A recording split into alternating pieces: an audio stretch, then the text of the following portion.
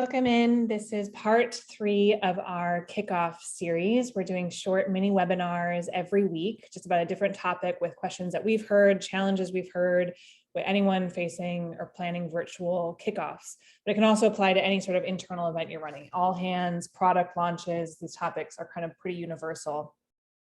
And so today's topic, we're going to talk about team breakouts and kickoffs.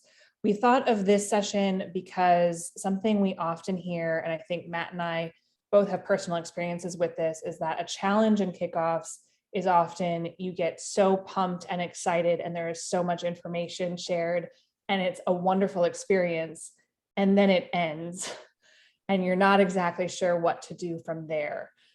So sometimes it can feel like with the amount of information, it's like trying to take a sip out of a drink from a fire hydrant.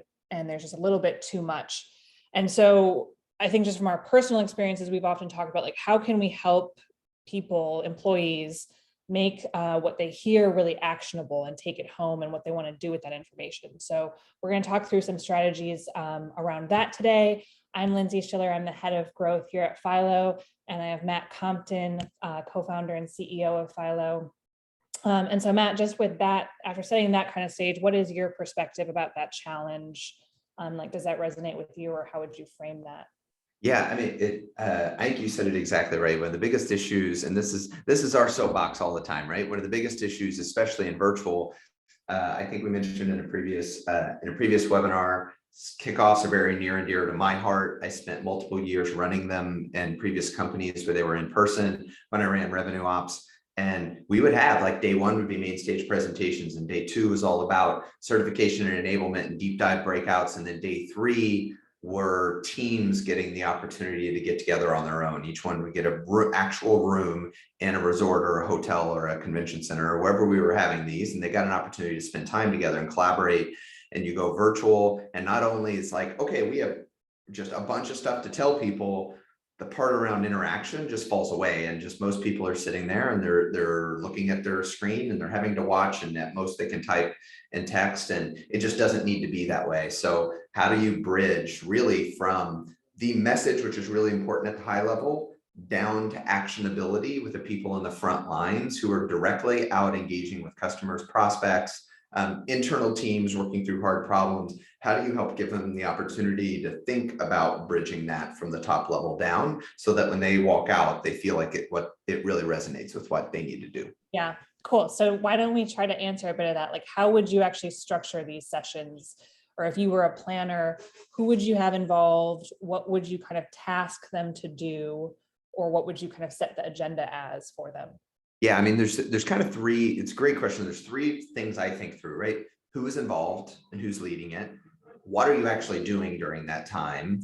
And when does it happen, right? Because whether you like it or not, these conversations are probably happening in one way, shape, or form. And if they're not happening anywhere today, then you've got a bigger problem on your hands. But the first one is who. So the first thing is to think about whether it's a company kickoff, whether it is a sales kickoff, whether it's just a quarterly regroup for a team. Who are the nucleus of groups who are doing the executing out in the field or inside the organization?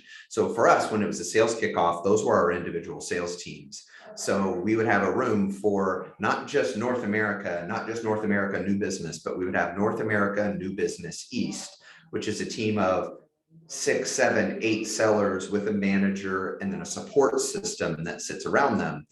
That would be the group in the nucleus. So we would have each individual sales team would have their own group, their own kickoff, their own meeting. And you're talking anywhere from 15 to 25, 30 people who may be in the meeting.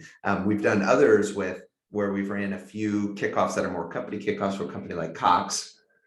Cox kind of did 2 of these during a 3-day event. They had one that was around functional groups. So you would have finance and marketing and ops and sales, and each one of them would have their own breakouts with their people to talk about challenges within the functions. And then the next day, they did team breakouts and team meetings around regions. So then breaking out the function so that the region of Arizona or Florida or Georgia would be able to get together across functions to talk about how everything they've done applies to their region and how they need to get over certain challenges and go out and win in the marketplace. So that's kind of the first is who's going to be the nucleus. A second piece of who are the supporting groups. So who are the supporting groups around them in the sales world? That might be sales engineers and marketing and SDRs and ops and strategy people. Who are the team groups of people that team needs to work with every single day in order to get their job done? And you should really bring them in as a part of those conversations as well. And then there are groups who will rotate and can kind of float between these meetings. That might be operations teams who are rolling out new comp plans across all the different teams. They could be functional leaders like product leaders, or it could be executives within the companies. Yeah, I think you've mentioned that before is one great tip that you've seen is that executives can kind of drop in and be there for questions and answers or do a 15-minute break. And it's a great time to get that kind of more personal connection with leadership.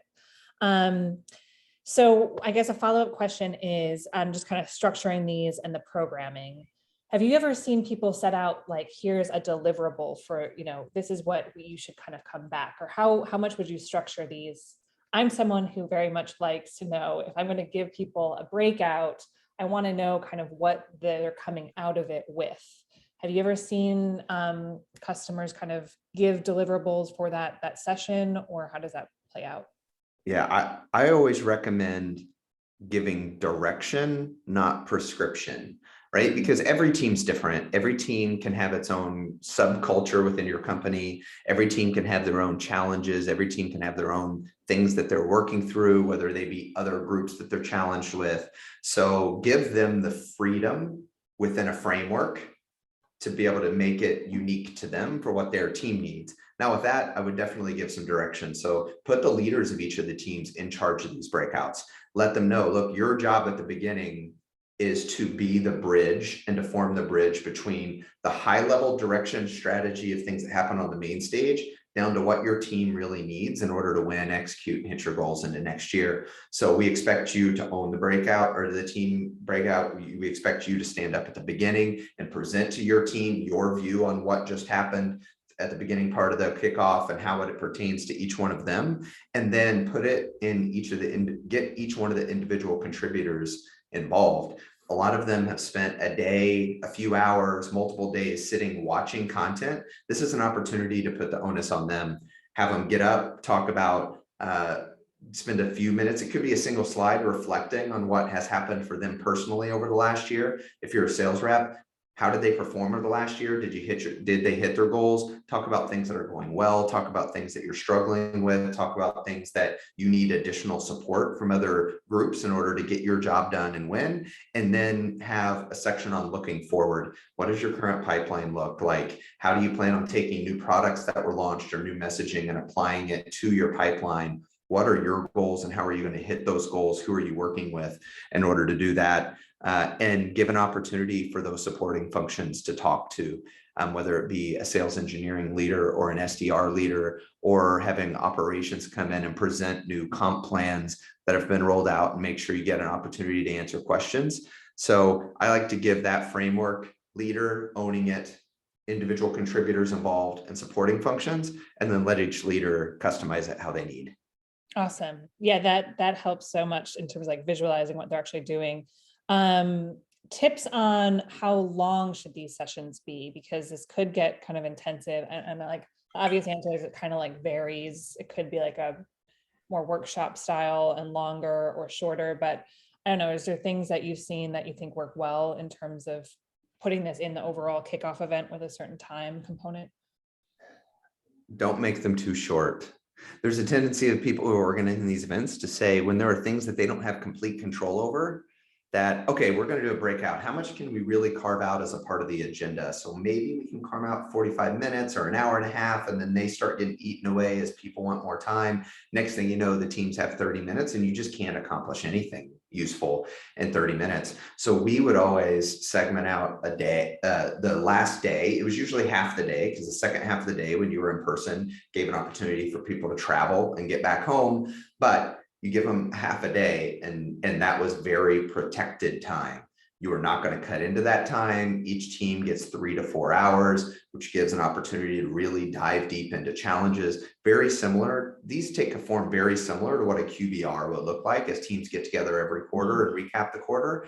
This is their opportunity to do that. So again, we've said a lot with virtual. I've never heard people come out of virtual and say, gosh, I really wish there was less engagement and detail-oriented stuff.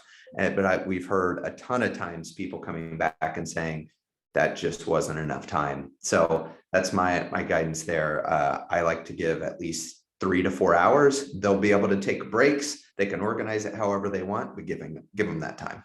Yeah. And then size, I mean, this applies to a question we get a lot from in other types of events of just like, what's an ideal breakout size? What would you say? Because teams can be kind of sub-segmented to smaller teams.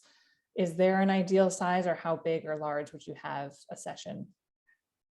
To me, I don't know why the number 30 is like an inflection point, right? Especially virtual. You get more than 30 people in a session, and it then becomes a presentation to everybody. This needs to be a broader discussion. Now, how that spans out is really up to you. But it also, you have the core, your core nucleus of people who are driving the meeting are probably 8 to 10 people, right? But if in ours, where we would have a region of 8 sales leaders or salespeople, 1 manager, then each of those, we had a 2-to-1 rep to SDR ratio. So of those 8, we had 4 SDRs. There was usually an SDR manager who was involved. We had a 1-to-1 sales engineer ratio. So that was another 8 sales engineers and a sales engineering manager. And then you would have maybe a marketing programs person who would come in, and an events person who would come in. And then you might have the CRO or the CMO or the CEO pop in for 20 minutes during.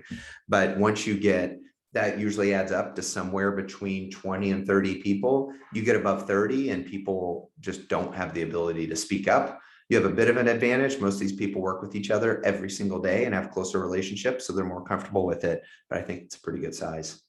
Yeah. And I'm also thinking is you could, within that block of team time or that protected team time, you could mix and match formats too, right? Like, so you could say, okay, US BDRs go off in your mini group and then come back to the whole BDR team and kind of have those smaller sessions. Because I definitely hear what you're saying is that the smaller the group size, the more talking you're going to have between kind of more equally between all people. So I like that style. This is another question that kind of applies to all events, but here as well. When we have global events, global kickoffs, coordinating all the time zones, like any tips on that? How would you break that out into just different teams? Or yeah, we get this question kind of a lot from events. Yeah. The good part is these are sessions where those issues aren't as big of a deal as the larger event itself. Again, because you take a global company, say a Seismic, who's a great customer of ours, and they have teams and reps all over the globe, APAC, Europe, all over North America.